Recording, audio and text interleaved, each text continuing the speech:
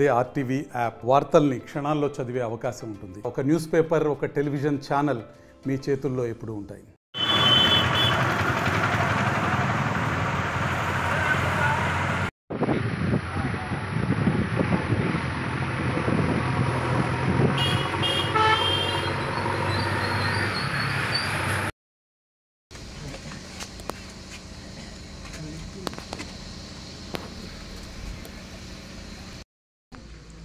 ఇక్కడ పోతే ఇది చేసేవాడు. అందువల్ల మనం సినిమా పర్ఫార్మెన్స్ ఈ టీవీలో జియోగ్రఫీ ఛానల్ చూపిస్తూ ఇక్కడ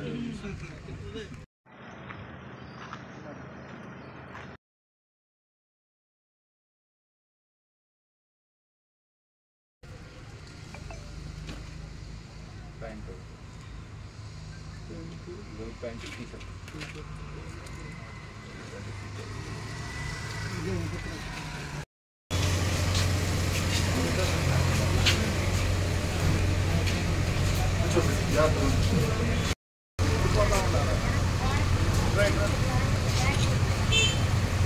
ఊర్లో ఈ నెల 23వ తేదీ అంటే 2 రోజుల క్రితము పి జ్ఞానాంబ అనే ఒక ఆవిడ వచ్చి తన కూతురు 15 సంవత్సరాలు, ఆ బాబు ఇక్కడ జెడ్పీఐ స్కూల్లో 10వ తరగతి చదువుతుంది.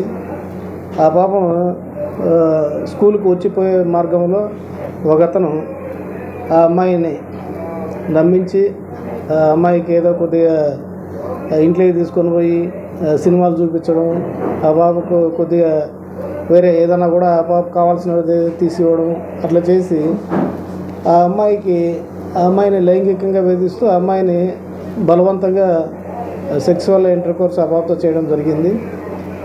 ఈ విషయం దాదాపు ఇది 2-3 నెలల నుంచి జరుగుతుంది. తర్వాత 23వ తేదీ వాళ్ళ అమ్మకి, ఆ పాప అమ్మకి ఈ విధంగా ఆ అమ్మాయిని ఎవరో లైంగికంగా వేధిస్తున్నారు, ఇట్లా లైంగికంగా పార్టిసిపేట్ చేస్తున్నారు అని చెప్పే విషయం తెలిసి టంగుటూరు పోలీస్ స్టేషన్లో కంప్లైంట్ చేయడం జరిగింది. కంప్లైంట్ చేస్తే టంగుటూరు పోలీస్ స్టేషన్లో దాని మీద జ్ఞానాంబ ఆమె కంప్లైంట్ మీద కేసు రిజిస్టర్ చేయడం జరిగింది.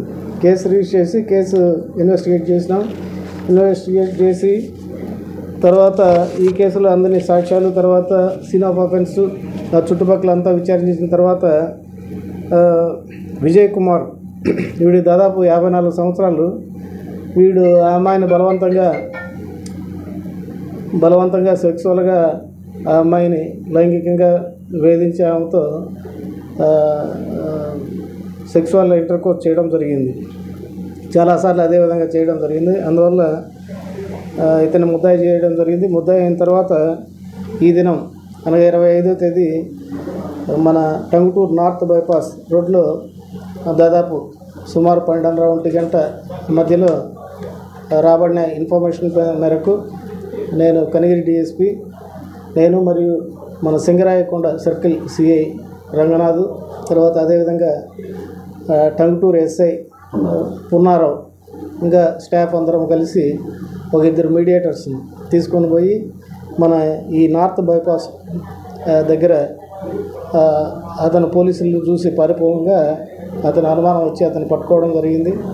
పట్టుకొని అతను విచారిస్తే అతను తన విచారణలో ఈ విధంగా అమ్మాయిని బలవంతంగా రేప్ చేసినా అని చెప్పి కన్ఫెస్ చేయడం జరిగింది. తర్వాత అతన్ని తీసుకొచ్చి అరెస్ట్ చేయడం జరిగింది. ఇప్పుడు అతను రిమాండ్ చేస్తున్నాం.